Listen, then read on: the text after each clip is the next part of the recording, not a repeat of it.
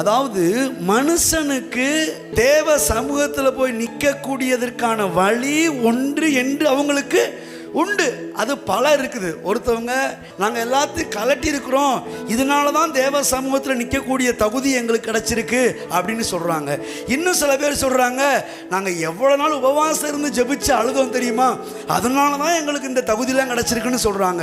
இன்னொருத்தவங்க என்ன சொல்கிறாங்க, நாங்கள் முழங்கால விட்டு எந்திரிக்கவே மாட்டோமாக்கும், எங்கள் காலெலாம் அப்படியே காய்ச்சி போய் கிடக்குதாக்கும், அதுதான் தேவ சமூகத்துக்கு போகிறதுக்கு வழின்னு சொல்லி மனுஷனுக்கு செம்மையாய் தோன்றுகிற பல வழி உண்டு.